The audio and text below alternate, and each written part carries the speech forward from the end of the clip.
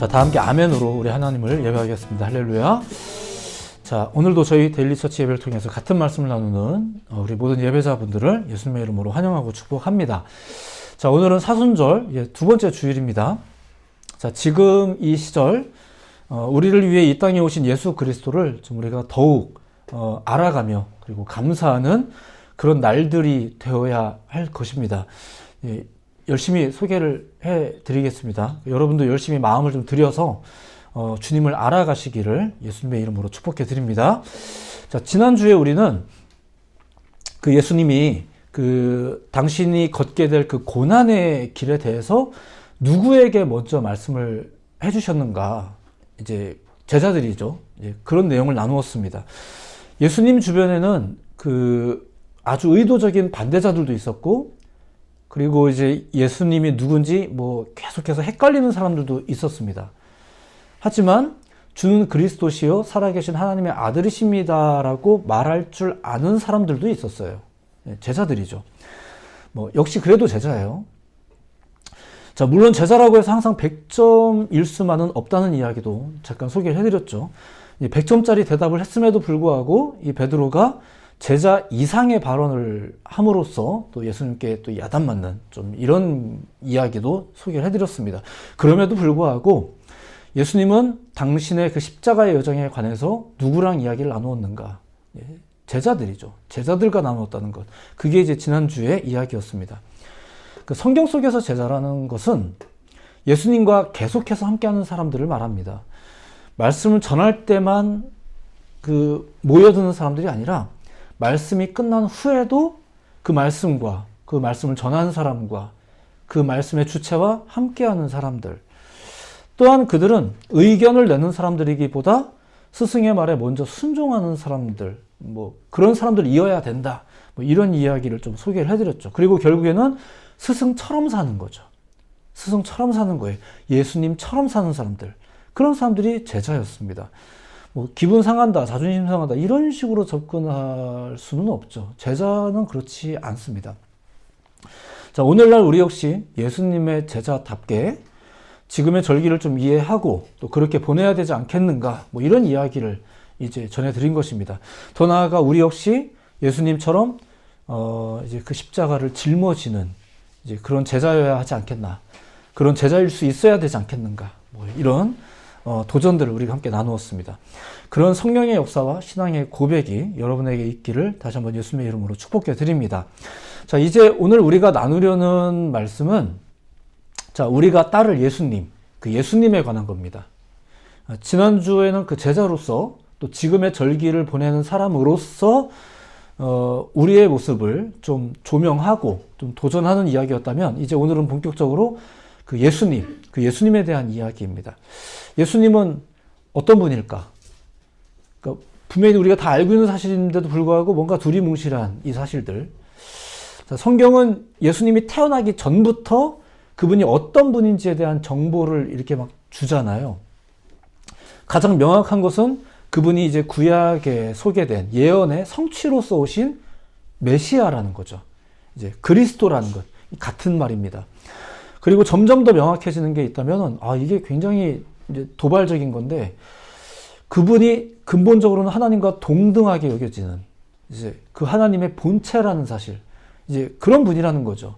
믿으시기 바랍니다. 이게 점점 밝혀지는 사실이에요.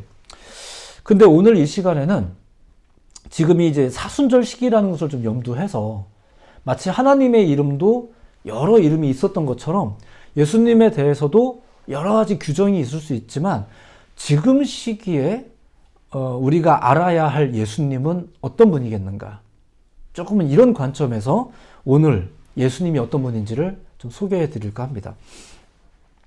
먼저 그 예수님이 갓 태어난 아기였을 때 마태복음이 소개하는 예수님이 있어요. 마태복음이 소개하는 예수님. 근데 그렇게 소개된 사실이 금방 잊혀집니다. 탄생 이후 이제 예수님의 사역을 소개하는 이제 모든 복음서의 이야기 속에서 처음 소개되었던 그 소개가 이제 사실상 거의 등장하지 않습니다. 언급되지 않아요. 그러다가 사역 끝자락에 십자가 사건 속에서 이제 다시금 그 이야기가 되고 있어요. 예수님이 이런 분이다라는 게 다시 소개되고 있다는 얘기죠. 오히려 그것이 굉장히 많이 강조가 됩니다. 그게 바로 예수님은 왕이시다라는 거예요. 예수님은 왕이시다. 뭐 친구다 뭐다 뭐 이런 게 많이 있잖아요. 근데 왕이시다라는 것. 자, 그럼 맨 처음 이야기를 잠깐만 보자면 이렇습니다. 마태복음 2장에 보면 동방박사들이 찾아와서 이제 이런 말을 합니다. 유대인의 왕으로 나신 이가 어디 계시냐? 우리가 동방에서 그의 별을 보고 그에게 경배하러 왔다. 이런 이야기가 있어요. 그러니까 마태복음서에 따르면 예수님은 처음부터 왕으로 등장하신 거예요. 그것도 이방인의 입을 통해서 그렇게 소개가 되죠. 이러한 기록 방식은 아주 마태복음 저자의 의도적인 이제 표현 방식입니다. 잠시 후에 소개해 드릴게요. 다윗의 자손이란 말 들어봤죠? 다윗의 자손. 다윗의 자손이라는 말은 유대인들에게 있어서 메시아를 향한 별칭과도 같은 것이었습니다. 다윗의 자손. 자, 근데 유대인의 왕이라는 말은 이방인들이 이해하던 유대인들의 메시아 별칭이었어요. 예수님을 이렇게 호칭했던 동방의 박사들이잖아요. 동방 박사들은 그 바벨론 출신의 천문학자, 점성학자들이었다고 합니다. 그러니까 이방인들이 유대인의 왕으로 나신 이가 어디 계시냐라고 말을 했다는 것은 국가적인 차원에서 이스라엘의 왕을 지금 영접하러 왔다는 뜻은 아니에요. 범상치 않은 어떤 징조를 통해서 종교적인 측면에서 특별한 분, 메시아, 너희들은 메시아라고 한다면서 하는 그분을 지금 영접하러 온 거죠. 국가적인 왕을 영접하러 온 게 아니에요. 그리고 오늘 이야기에서도 이게 계속 소개되겠지만 이제 십자가 사건에서 이제 이 왕이라는 게 계속 등장하잖아요. 왕이라는 호칭이 등장을 하는데 이 사건 속에서도 예수님을 유대인의 왕으로 계속 상기시키는 존재들이 다 이방인들이었었어요. 그리고 정작 유대인들은 어땠을까? 예수님을 그렇게 인정하지 않죠. 그들이 예수님을 왕으로 인정하지 않았다는 게 그럼 무슨 말일까? 오늘 우리가 보려는 게 그거예요.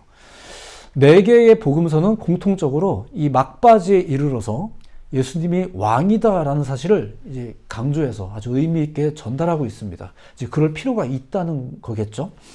자, 어쨌든 마태복음부터 먼저 다시 한번 보자면 마태복음에 따르면 예수님은 이 땅에 오실 때부터 이방인들의 입을 통해 왕으로서 이제 언급되던 분이었습니다.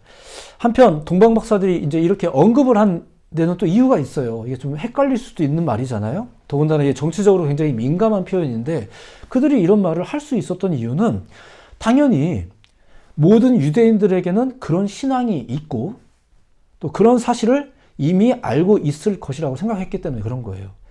아니, 교회 다니는 사람들은 당연히 주일날 교회 가는 거 아니야? 너 기독교인이라며 왜 여기 있어? 뭐 이런 게, 이렇게 그들이 오히려 물어보잖아요. 왜 물어봐요? 알고 있으니까. 유대인들이 그런 사람들 아니냐라고 알고 있는 거잖아요. 우린 이방인이다. 우리가 뭘 아냐. 그래서 니네한테 물어보는 거 아니냐. 뭐 아무려면 누구한테 물어보겠습니까? 주님에 대해서. 근데 현실은 어때요? 그들이 알아요? 헤롯 왕가 온 예루살렘이 듣고 소동을 했대요. 소동했다라는 말은 당황했다라는 뜻이거든요. 왜 당황했을까요? 첫 번째는 몰라서요. 몰라서 당황했어요. 메시아라는 존재에 대해서 이제 율법과 계시를 통해 이미 알고 있었어요. 근데 그 존재가 진짜로 그리고 지금 등장했다는 사실은 일단 알지도 못했고 더 나아가 반갑지도 않았어요. 그래서 당황한 거예요. 이방인들조차도 그 자신들의 전문 분야에서 그 신적인 존재를 감지하고 야, 신이라는 존재가 있긴 있는가 보다 막 이렇게 막 감지도 하고 더 나아가 심지어 영접하겠다고 막 오는 마당에 정작 유대인들 진작부터 하나님을 안다라고 말하고 진작부터 메시아 사상을 가진 자들이면서도 그 메시아 탄생을 지금 알지도 못하고 심지어 그것을 반가워하지도 않는 이런 모습들, 이것은 당시 유대인들의 영적 상태가 어떠했는지를 좀 보여주는 것과 같다고 할 수 있겠죠. 오늘날 우리들의 모습을 좀 조명해 볼 수 있는 부분이지도 않겠는가 조심스럽게 이렇게 생각을 해봅니다. 자, 그 사실을 고발하려는 듯이 유대인들을 주 독자층으로 하는 이 마태복음서만 그 등장 씬에서 의도적으로 예수님이 왕이라는 사실을 지적하고 있는 거예요. 자, 그런데 오늘 본문인 요한복음서를 포함한 이제 4개 복음서 모두가 이제는 막바지에 가서는 예수님이 왕이라는 사실을 명확히 드러내는 거죠. 오히려 더 빈번히 드러내는 거예요. 믿지 않는 사람들 들으라고 하는 말일까요? 믿는 사람들 들으라고 하는 말일까요? 이런 생각을 해가면서 우리가 말씀을 좀 보실 필요가 있을 것 같아요. 자, 마태복음서처럼 신앙인들의 영적 상태를 고발하려고 그러는 걸까? 예언의 성취라는 것을 알리려고 하는 걸까? 물론 그것도 사실이지만, 무엇보다도 성경의 모든 독자들이 예수님은 왕이시다는 사실을 좀 알아야 하기 때문에, 복음서잖아요. 복음서니까, 복음서답게 이렇게 이야기하는 거겠죠. 이게 결론입니다만, 이걸 좀 세밀하게 조금 더 보도록 하겠습니다. 자, 조금만 앞서서, 먼저 예수님이 예루살렘에 입성하는 장면부터만 조금만 봅시다. 바로 십자가로 가지 말고 입성 장면에서부터. 사람들이 예수님을 이렇게 환영했다라는 이야기 알고 계시죠? 근데 마태복음의 표현에 따르면 이렇습니다. 호산나 다윗의 자손이여 주의 이름으로 오시는 이여. 이렇게 마태복음은 표현하고 있고요. 마가복음은 우리 조상 다윗의 나라여. 이렇게 표현합니다. 그런데 누가복음과 요한복음은 이제 이렇습니다. 누가복음. 이르되 찬송하리로다 주의 이름으로 오시는 왕이여. 요한복음은 호산나 찬송하리로다 주의 이름으로 오시는 이 곧 이스라엘의 왕이여. 이런 표현을 사용합니다. 이렇게 예수님 이야기가 이제 막바지로 들어가면서 복음서들이 이제 점차 그분이 왕이라는 사실을 이제 조금씩 꺼내들기 시작하는 거죠. 이제 모든 사건을 경험하고 그것을 기록으로 남기고 있는 이 복음서의 저자들이 이제부터 이 이야기는 꼭 해야겠다. 이 사실을 반드시 밝히고 싶다. 이런 의도가 있다고 볼 수 있지 않겠나. 이렇게. 왜냐하면 복음서가 어쨌거나 저자들의 의도가 조금씩 다 들어가 있거든요. 자, 그렇다면 이제 십자가 사건으로 이제 본격적으로 이제 들어가서 이제 보면 어떨까. 자, 예수님께서 결국 잡혀서 신문당하는 장면을 한번 생각해 보시기 바랍니다. 예수님이 어떻게 왕으로서 호칭되었는가. 먼저는 이방인인 빌라도가 예수님을 신문할 때 이 표현이 이제 또 등장합니다. 네가 유대인의 왕이냐. 자, 이 표현은 4개 복음서에 다 등장합니다. 질문이지만 사실은 증거입니다. 자, 그리고 빌라도가 유대인들에게 이런 말을 한 적도 있어요. 이제 그 6월절에는 한 명을 놔주는 법이 있었다잖아요. 그래서 이렇게 말합니다. 너희는 내가 유대인의 왕을 너희에게 놓아주기를 원하느냐. 이렇게 말을 해요. 이 표현은 마가복음과 요한복음에만 등장합니다. 그리고 이제 십자가형 판결을 받으시죠. 판결을 받은 이후에 가시관을 쓰신 예수님을 향해서 로마 군인들이 조롱할 때 이렇게 조롱을 한 적이 있어요. 경례하여 이르되, 경례 딱 멋있게 하면서 유대인의 왕이여 평안할지어다. 이렇게 말합니다. 이건 누가복음을 제외하고 모든 복음서에 다 등장합니다. 그리고 십자가에 달려 계신 상황에서 또 이제 군인들이 조롱하는 장면이 있는데, 네가 만일 유대인의 왕이면 네가 너를 구원하라. 이건 누가복음에만 나옵니다. 십자가에 달려 계신 상황에서 이제 그분을 향해서 호칭하고 있는 군인들의 조롱을 담아내고 있는 복음서가 있죠. 자, 그리고 잘 알다시피 십자가의 죄패에 쓰여진 표현 역시 유대인의 왕이었습니다. 역시 4개 복음서에 다 등장합니다. 자, 물론 이 죄패에 쓰여진 표현은 빌라도가 예수님을 유대인의 왕으로 인정해서 쓴 건 아니에요. 아시다시피 조롱하기 위해서죠. 조롱하기 위해서 그렇게 쓴 겁니다. 자, 그런데 그 와중에 이 표현이 마음에 안 든다. 그러니까 자칭 유대인의 왕이라고 써달라고 유대인 대제사장들이 부탁을 합니다. 참 이 상황에서 이런 표현 때문에 오히려 예민하게 굴고 있는 사람들이 있죠. 근데 이제 빌라도가 안 들어줘요. 안 들어주고 이렇게 말합니다. 오늘 본문 이후인데 22절에 내가 쓸 것을 썼다 이렇게 말해요. 이 카톨릭 성경에는 이 부분을 내가 한 번 썼으면 그만이다 이렇게 써 있습니다. 카톨릭 성경에는 그렇게 묘사가 되어 있어요. 내 표현법에 손대지 마라. 이 표현을 난 안 고칠 거다. 이런 말이죠. 동방 박사들은 히브리인들의 메시아로서 유대인의 왕이라는 표현을 사용을 한 건데, 빌라도는 조롱하려고 그 표현을 사용했거든요. 근데 복음서의 저자들은 그것을 예수님이 어떤 분인지를 알리기 위한 증거로 지금 삼고 있는 거예요. 누군가는 조롱하려고 이 말을 쓴 건데, 자, 이렇게 예수님 이야기의 막바지에 이르러서 가장 강조되는 사실이 바로 예수님은 왕이시다라는 것이었습니다. 자, 그렇다면 이제 우리가 잠깐만 왕이 어떤 존재인지도 좀 생각을 해볼 필요가 있겠죠. 왕이라는 신분은 몇 가지를 좀 전제하고 있습니다. 그렇죠. 왕 하나만 뭐 이렇게 무인도에서 혼자 나 왕 이렇게 하지 않잖아요. 그러니까 첫 번째는 나라입니다. 나라가 있어야 왕이 있죠. 그리고 두 번째는 아시겠지만 백성입니다. 왕은 백성을 대상으로 하는 존재겠죠. 자, 조금 다른 이야기지만 예수님이 증거하신 나라가 있습니다. 무슨 나라를 증거하셨나요? 하나님의 나라예요. 하나님의 나라. 하나님 나라의 왕은 하나님이겠죠. 자, 그런데 하나님은 왕이라는 호칭에 이제 귀속될 수 없는 그냥 하나님이신 분이십니다. 진정한 그리고 절대적이고 영원한 통치자 믿으시기 바랍니다.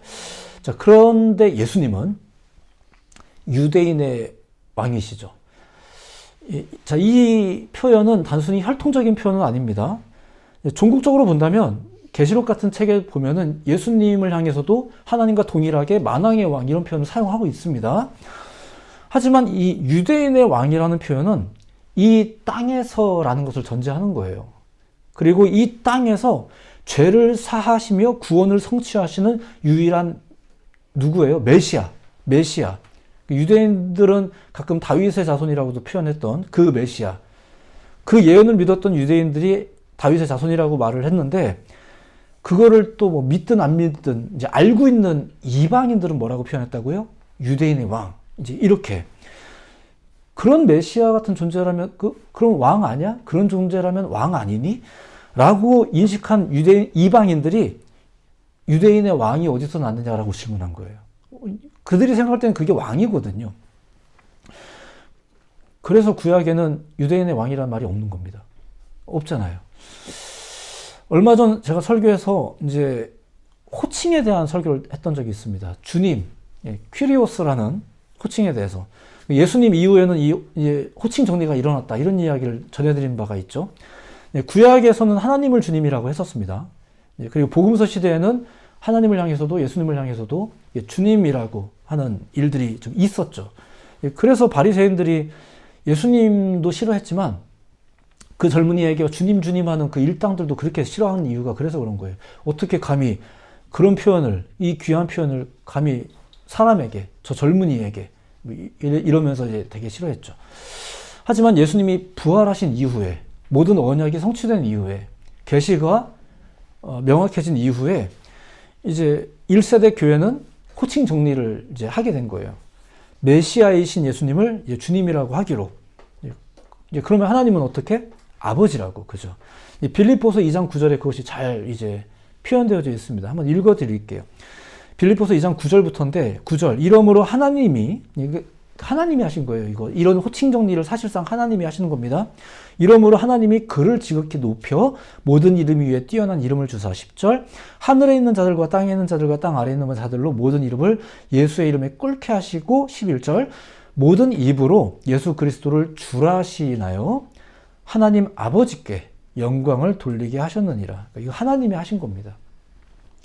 예수님이 이 땅에서 주님이시게 하신 거예요. 예수님만이 주님이심을 이제 믿으시기 바랍니다.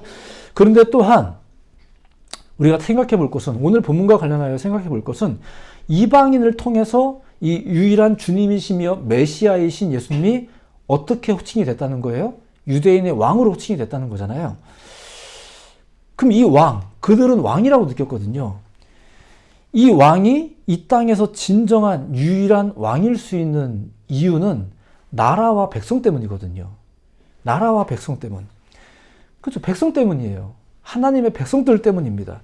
이 땅에서 여전히 세워지고 있는 하나님의 백성들 때문에 주님은 지금도 주님이신 거예요. 예수님은 지금도 우리의 왕이신 거예요.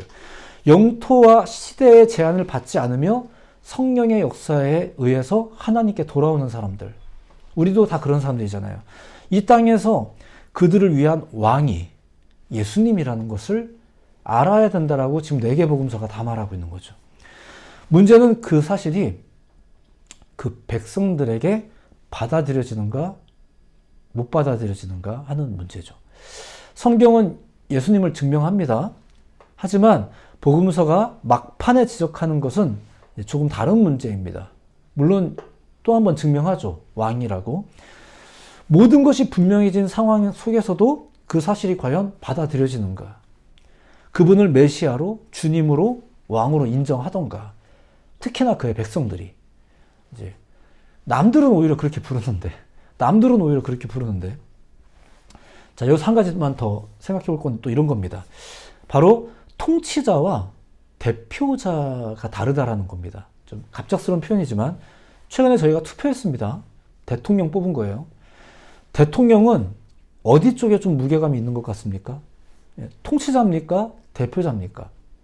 이게 사전에서 찾아보니까 그 대통령이라는 말이 우선적으로 외국에 대해서, 다른 나라에 대해서 어떤 국가를 대표하는 인물이라는 말이 먼저 등장을 하더라고요. 물론 그가 이제 국가를 운영하는 실질적이고 행정적인 어떤 권한이 있겠죠. 분명히 권한을 가진 존재입니다. 그런데 그런 것은 어떤 이념이나 정부의 형태에 따라서 얼마든지 달라질 수 있는 요소예요. 그 권한이 절대적일 수도 있지만 그러지 못한 경우도 많잖아요. 그런 거랑 비슷합니다. 그러니까 조금 더 거시적인 의미에서만 대통령이 어떤 존재인지를 본다면 대통령은 통치자이기보다는 대표자입니다. 자, 그럼 왕은 어떨까요? 왕. 왕 역시 외국에 나아가서 외국에 대해서는 어떤 국가를 대표하는 존재일 수 있겠죠. 근데 무엇보다도 이 왕이라고 말할 때는 어떤 절대적인 권력을 가지고 내부로는 백성들을 다스리고 외부로는 백성을 지키는 그런 존재를 왕이라고 합니다. 그러니까 내부로는 그의 통치 권력이 국민 하나하나에게까지, 백성 하나하나에게까지 다 미치는 거예요. 그리고 외부로는 그의 권력이 백성들을 지키죠. 왕권을 나타내는 게 아니에요. 백성을 지키는 거예요. 그래서 대통령은 나라를 대표할 때 맨 앞에 서는 사람이지만 왕은 나라를 위해 싸울 때 맨 앞에 서는 사람이에요.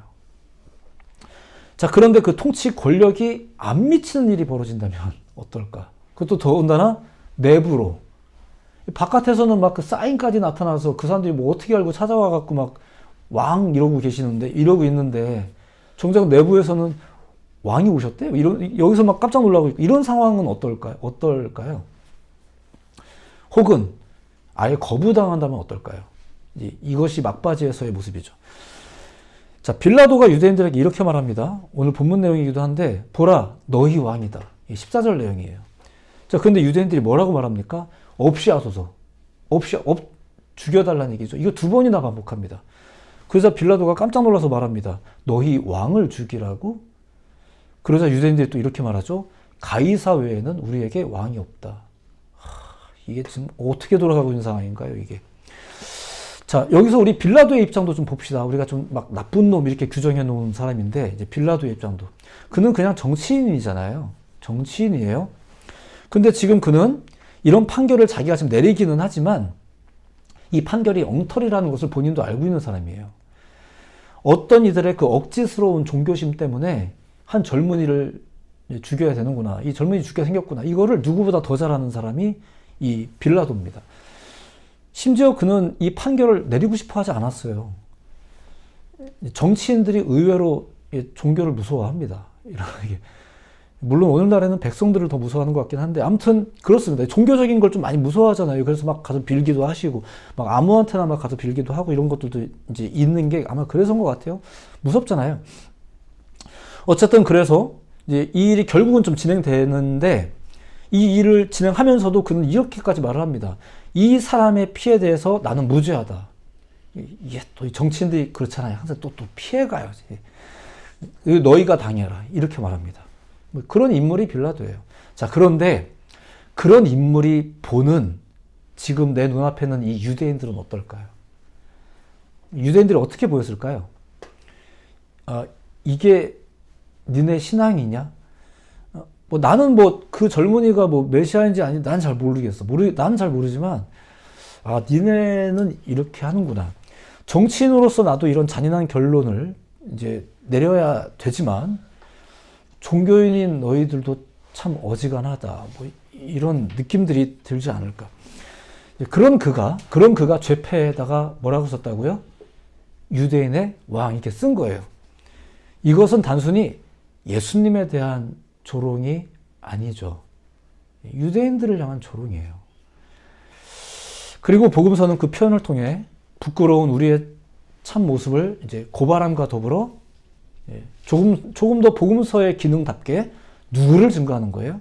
예수님을 증거하는 거예요. 계속 반복되지만 예수님이 뭐라고요? 왕이라고 증거하는 거죠. 말씀을 좀 정리하겠습니다. 차근차근 사순절 남은 기간 동안에 예수님에 대해서 우리가 많은 묵상을 나눌 거니까 오늘의 말씀은 이렇게만 좀 정리하고자 합니다. 우리는 예수님이 어떤 분인지를 알아야 돼요. 그리고 우리가 이미 알고 있는 게 있는데 다 맞을 겁니다. 이것을 어떻게 정의하느냐가 중요하다는 뜻은 아니지만 여러분들이 알고 계신 게 다 맞을 거예요. 그런데 지금 이 사순절 시기에 그리고 오늘날 우리가 좀 많이 간과하고 있는 이 시기에 시대가 변해서 그런지는 모르겠지만 우리가 간과하고 있는 예수님의 표현, 예수님이 어떤 분인지가 좀 있지는 않을까. 이런 시기에 우리가 예수님이 어떤 분인지를 만약에 알아야 한다면 예수님이 이런 분이라는 걸 좀 알아야 되지 않겠는가. 어떤 분? 그분이 왕이라는 것. 왕이 어떤 존재인지는 간단하게 소개를 해드렸습니다. 절대 권력. 그죠? 단순히 대표자가 아니에요.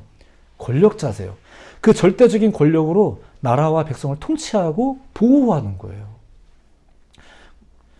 뒤로 도망가는 왕들도 가끔씩 등장했지만 우리 주님은 그렇지 않습니다. 믿으시기 바랍니다.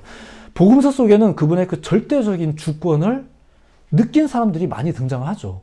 여러분들이 잘 알고 있는 대표적인 인물 중에 하나가 이제 하인을 좀 고쳐달라고 말했던 백부장 같은 사람들. 말씀으로만 하옵소서. 그러면 내 하인이 낫게 싸움나이다. 대단하죠. 대표자가 이런 일을 할 수 있나요? 대통령이라는 특정 사람이 나라를 구할 수 있나요? 대통령에게 있는 최고 권한이라는 것이 제일 무서운 미사일을 컨트롤하는 권한입니다. 그죠? 그 나라가 보유하고 있는 가장 사악한 무기를 컨트롤할 수 있는 권한이 이제 그 대통령에게 보통 있잖아요. 그것으로 적을 망가뜨리기나 하지 생명과 구원 이런 걸 대통령이 할 수 있나요? 대표자가 할 수 있나요? 못해요. 대표자는 못합니다. 근데 또 엉뚱하게도 왕이신 예수님이 어떤 종교의 대표로만 여겨진다거나 더 나아가 심지어는 거부당한다거나 이러면 어떨까요? 자, 복음서를 잘 보시면 생각보다 세상 왕을 막 욕하지 않습니다. 굳이 세상 나쁘다는 이야기를 그렇게 하진 않아요. 하지만 진정한 왕이 거부당하는 것은 신랄하게 고발하고 있어요. 물론 복음서가 이제 고발을 목적으로 쓰여진 책은 아닙니다. 증거를 목적으로 쓰여진 책이에요. 예수님이 어떤 분이다라는 것을. 자, 그렇게 증거된 예수님은 왕이시다라는 사실을 이제 우리가 인정하고 믿는 게 중요하죠.